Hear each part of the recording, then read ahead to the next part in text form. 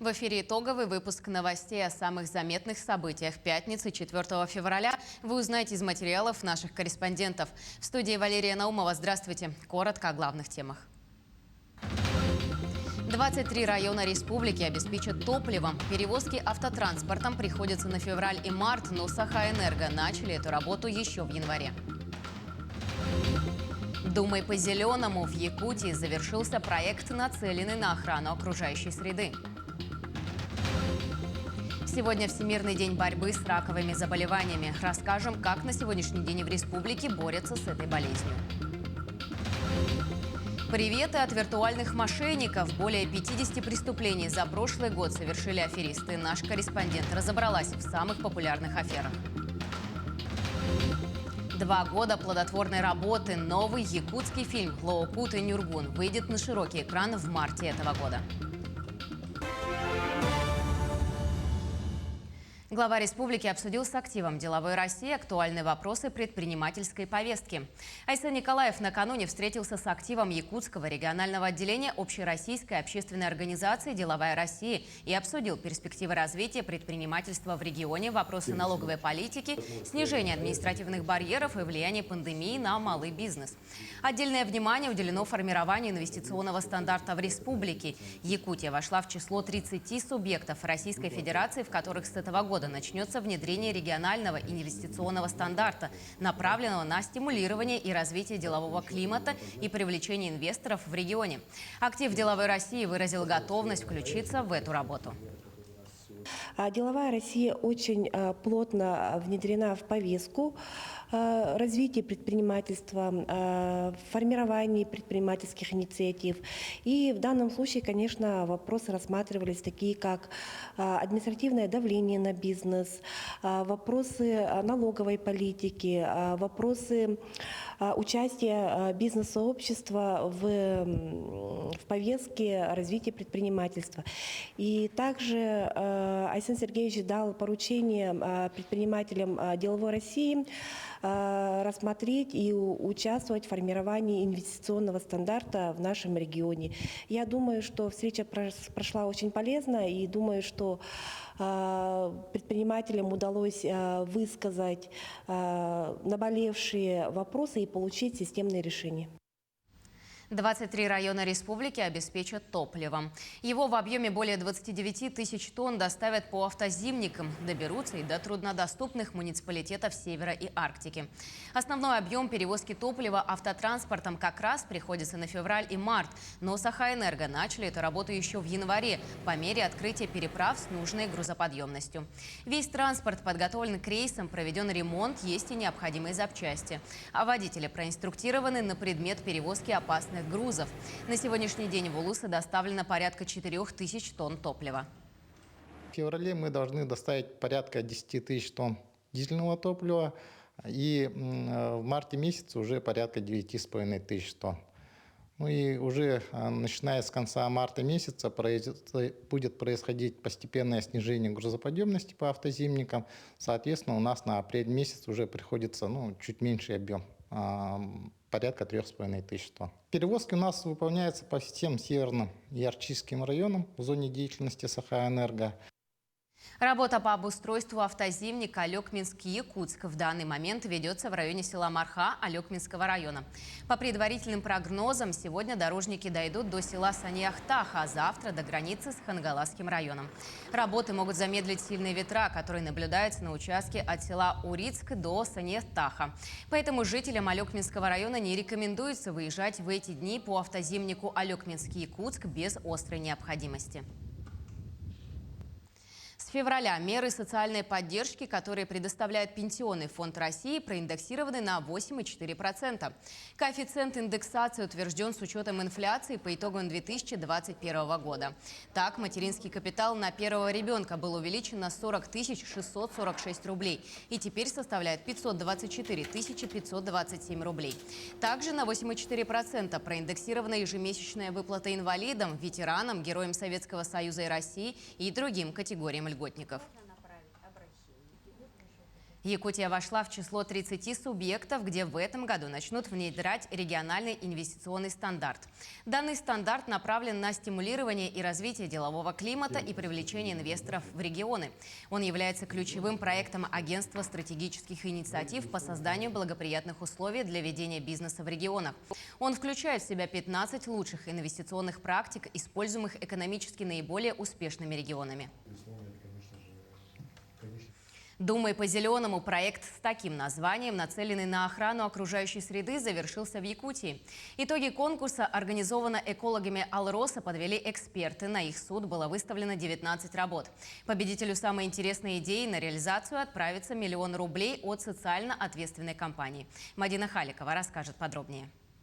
Проект «Алроса» нацелен на то, чтобы прививать культуру заботы об окружающей среде родного края, а именно такую цель преследует победителька конкурса от «Алроса» Лидия Алексеева. В ее планах высаживать молодые сеянцы, создать питомник многолетних растений в Вилюйске, где нет необходимой почвы для приживания как деревьев, так и кустарников. Победитель конкурса уверена, что сделает родной город зеленее, чище и красивее. Лидия Алексеева вместе с единомышленниками уже несколько лет занимается сбором батареек, макулатуры и пластика. Считает, что так помогает экосистеме справляться с той нагрузкой, что оказывает на нее человек, да и жизнь она свою связала с поистине зеленым делом – флористикой. Эта идея у нас не так давно появилась.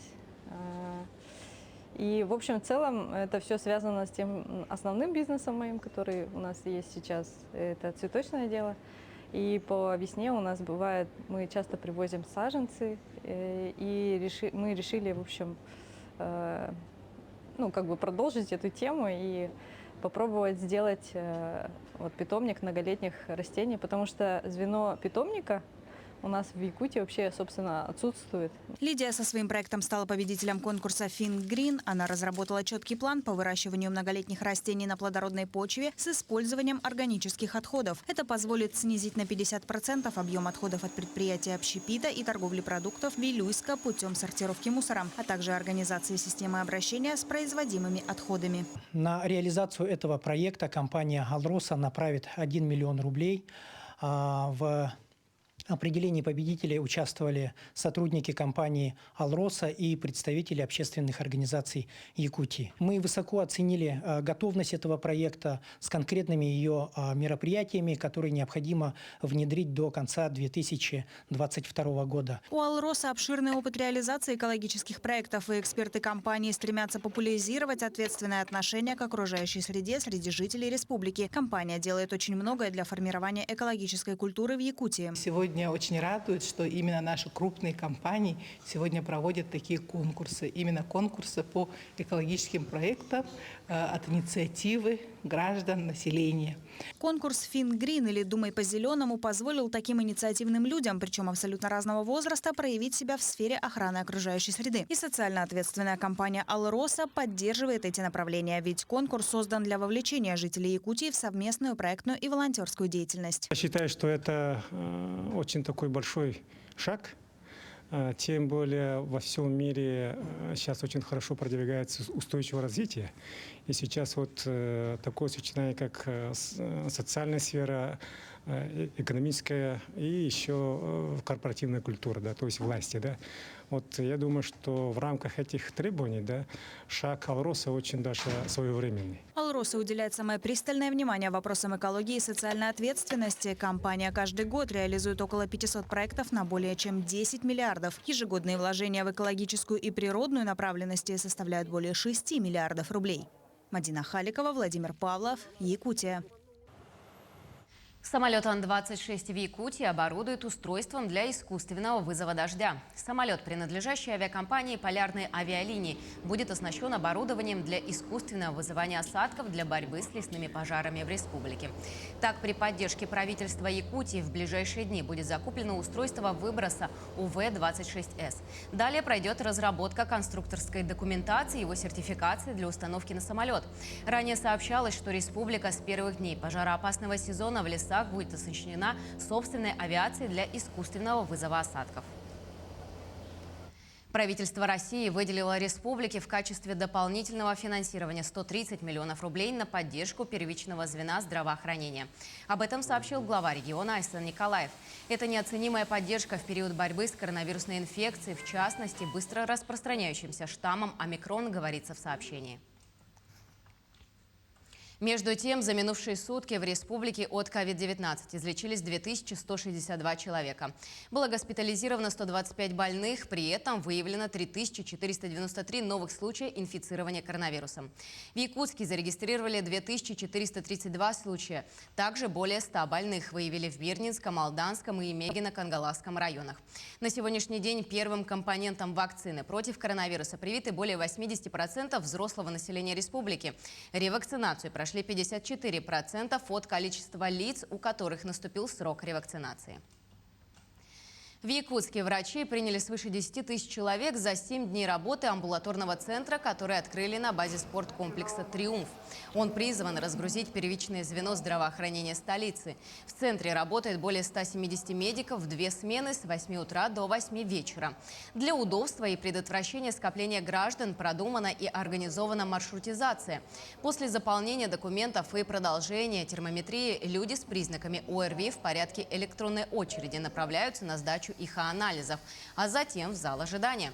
Уже через 15 минут по результатам анализов их принимают соответствующие специалисты. За первую неделю работы в амбулаторный центр неотложной медицинской помощи с признаками ОРВИ подошло на обследование 10,5 тысяч человек. В среднем в день мы обследуем где-то 1500 человек. Это, конечно, значительно снизило нагрузку на амбулаторное звено, хотя идет очень большой рост вызовов по поликлиникам. Если бы не был организован этот центр, просто был бы коллапс. 32% обратившихся – это люди с признаками ковид, которых мы диагностировали. 28% – это ОРВИ, и, к сожалению, 30% – это люди без признаков ОРВИ. Сегодня Всемирный день борьбы с раковыми заболеваниями. По данным Международного агентства по изучению рака, в 2020 году в мире было диагностировано более 19 миллионов новых случаев заболевания. 10 миллионов человек скончалось. Как сегодня в республике борются с злокачественной болезнью, смотрите в следующем материале. Как говорят специалисты, ежегодно в стране отмечается рост заболеваемости раком. Онкология на втором месте среди причин смертности. И Якутия не исключение. Между тем, в республике повышаются и показатели раннего выявления онкологических заболеваний. По данным онкологов, на начальной стадии практически все опухоли поддаются терапии. Причем в 99% случаев их можно вылечить хирургическим путем. По хирургии выполняются малоинвазивные расширенные операции на различных органах. В том числе мы достигли результатов по Дальнему Востоку. Мы в лидерах по выполнению операций на легких и операции по женской репродуктивной системе и по урологии. Так, на сегодняшний день 90% операций на почках у нас проходит малоинвазивным доступом лапароскопически, без разрезов. Якутские медики проводят и сложнейшие операции максимально щадящим образом. Так, онкологи в прошлом году провели первые 7 операций при раке органов головы и шеи с использованием высокотехнологического оборудования. Помимо этого, специалисты достигли высоких результатов в проведении химиотерапии путем подбора специализированных препаратов. Индивидуально каждому пациенту по генотипу подбираются определенные лекарственные препараты и проводится лечение индивидуально, что позволило нам достичь таких довольно-таки хороших результатов. Благодаря этому еще у нас в прошлом году открылась лаборатория ПЦР, которая позволяет нам выявлять геномы различных онкологических заболеваний для подбора таргетной терапии и определенных цитостатиков. Прием амбулаторных пациентов и лечение в стационарах онкологического диспансера Якутии не прекращается даже в период пандемии. Центр продолжает оказывать помощь больным, проводить операции, как плановые, так и экстренные. Якутский республиканский онкологический диспансер на сегодняшний день работает полную силу. И в прошлом году, и в этом году у нас, ни одного дня приема и лечения онкологических пациентов мы не остановили. Наоборот, мы взяли некоторые функции наших ЦОПов, городских особенно, работу, прием, там, лекарственное лечение, взяли на себя. Начиная с 2019 года в республике открыты и работают 15 центров амбулаторно-онкологической помощи. В этом году такие учреждения откроют еще в 2 районах. А к 2024 году их количество должно составить 18. Центры призваны максимально приблизить онкологическую помощь населению на местах. Евгений Тайтонов, Якутск. В Нерюнгри состоялась пресс-конференция с главой города Леонидом Олейником. Представители прессы задали вопросы, касающиеся итогов прошлого года и дальнейших планов по самым актуальным и острым темам, волнующих граждан. Один из самых обсуждаемых вопросов – это благоустройство города. Так, в 2022 году начнется реализация программы «1000 дворов», по которой уже одобрено 6 заявок. Продолжится реализация программ поддержки местных инициатив. В этом году в нее вошли 3 дворовые территории и комфортной городской среды, по которой будет закончено благоустройство восточной части парка культуры и отдыха и благоустроено еще 2 двора. Там также люди определились, что бы хотели они увидеть. Ну, как правило, опять же, это касается дворовых проездов, тротуаров, детских игровых площадок и спортивных площадок и зон для отдыха. То скамейки, урны.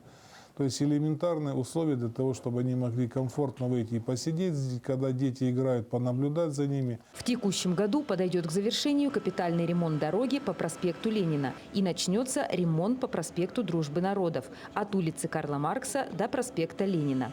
А в 2023 году будет отремонтирован остальной участок. В планах у нас подать заявку на улицу Южно-Якутскую следующую. Мы попутно будем делать сразу же проекты на улицу Кравченко, попутно на следующие дороги. Но в этом году за счет экономии, возможно, торгов, которые образуются, либо после уточнения бюджета по итогам первого квартала, там не сильно будет, думаю, что большая сумма. Мы планируем заасфальтировать улицу Сосновая. Еще одна острая тема для нерюнгринцев – это безнадзорные животные. Что касается строительства пункта передержки бездомных животных, то найден подрядчик, готовый разработать проектно-сметную документацию, и определено место, где будет построен приют. И мы планируем построить полноценный приют на 149 собак. К слову, хочу сказать, что сегодня в приюте находится порядка 80-85, но он просто переполненный. Для того, чтобы решить проблемы с собаками для города Нерюнгри, я думаю, что данного приюта будет достаточно. Также Леонид Олейник ответил на ряд вопросов в сфере жилищно-коммунального хозяйства, поддержки молодежи, расселения из ветхого и аварийного жилья, строительства нового квартала «Р», единого облика города и дальнейшей системы муниципального управления. Ирина Кичигина, Вадим Барашков, Нерюнгри. Жители Ленского района продолжают получать приветы от виртуальных мошенников, обманным способом ворующих их реальные деньги. Более полсотни преступлений мошенничества в Ленском районе совершено за 2021 год. Какие сегодня самые популярные среди них, выясняла Анна Кожевникова. 53 преступления в сфере мошенничества совершено в 2021 году по отношению к жителям Ленского района. Общий ущерб – около 21 миллиона рублей. На первую строку поднялись псевдоинвестиции. Граждане заходят на разные сайты, расположенные в сети интернет, непроверенные интернет-ресурсы, где с ними после регистрации связываются менеджеры якобы брокерской фирмы и предлагают гражданам вклады в разные инвестиционные фонды. Ни прибыли, ни собственных средств назад, естественно, вкладчики не получают. Их виртуальные партнеры навсегда растворяются в интернет-пространстве. С начала текущего года подобных преступлений зафиксировано всего 2. Продолжают лидировать и случаи мошенничества на торговых интернет-площадках.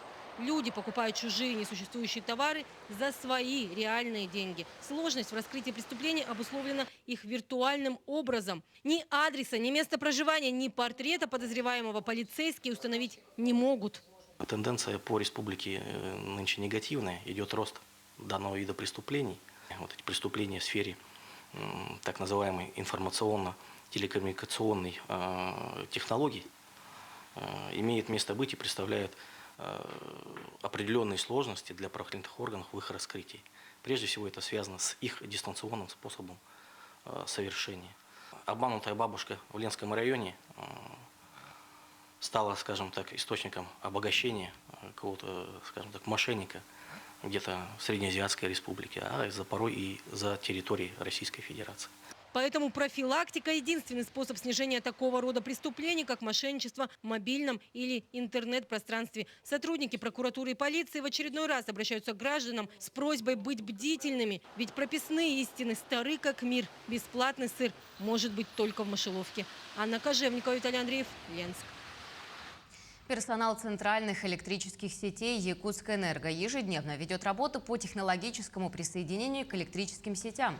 Электромонтеры службы кабельных линий работали на 111-м квартале города Якутска. Специалисты подключили к трансформаторной подстанции жилой комплекс Билибино.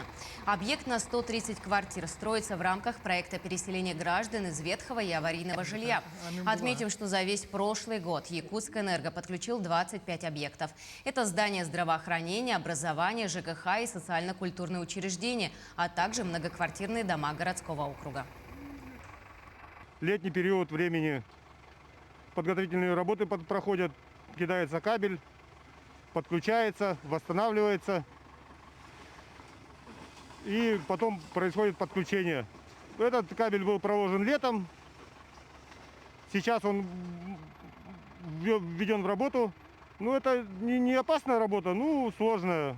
Прокладка кабеля производится, во-первых, вручную, подключение в подстанции, все происходит под напряжением.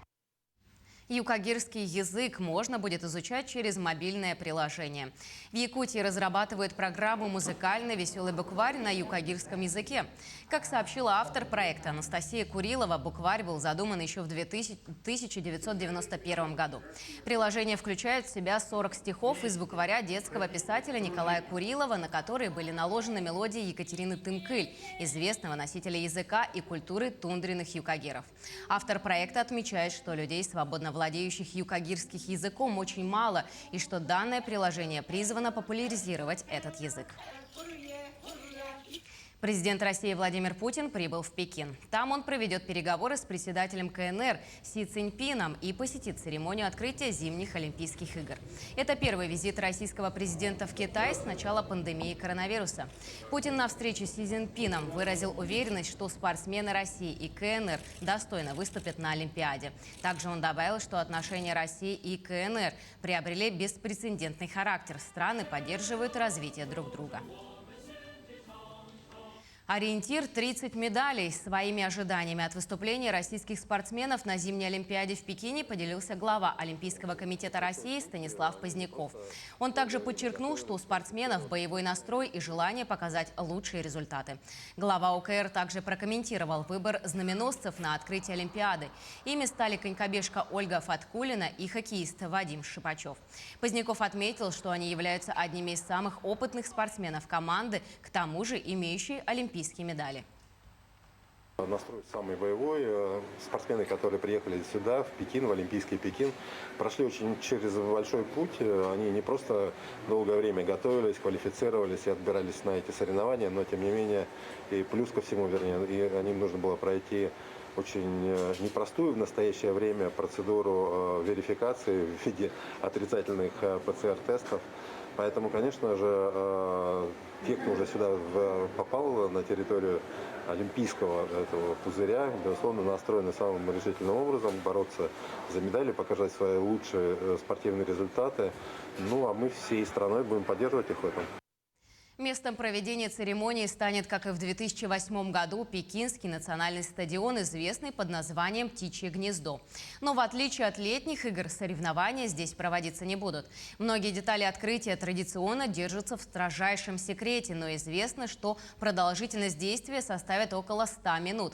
Ответственным за показ мероприятия в России будет телеканал «Россия-1». Прямая трансляция начнется в 21:00 по якутскому времени. Новый фильм режиссера Константина Тимофеева «Лоокут и Нюргухун» выйдет на широкий экран в марте этого года. Съемки новой картины проходили в течение 2 лет в основном в Амгинском районе, где живописная природа помогла полностью передать атмосферу якутской лирической драмы. Фильм снимали и в других улусах. Таким образом, в картине будет много разнообразных локаций. Произведение «Лоокут и Нюргухун» написал драматург, поэт Тимофей Сметанин на основе якутского фольклора. Якутскую версию знаменитой трагедии «Ромео и Джульетта» много раз ставили театры республики, а экранизации не было, поэтому данный фильм будет первым. Сюжет «Лоокут и Нюргухун» идеально подходит для кино. Я это со школы знал. Поэтому вот все постановки, которые были, я их изучил и смотрел в театре. С каждым фильмом мы растем, я это чувствую. С каждым фильмом вот чуть профессионализм добавляется. И сейчас уже это очень похоже на настоящее кино. Таким наши корреспонденты увидели уходящий день. Мы продолжим следить за развитием событий. Всего доброго и до свидания.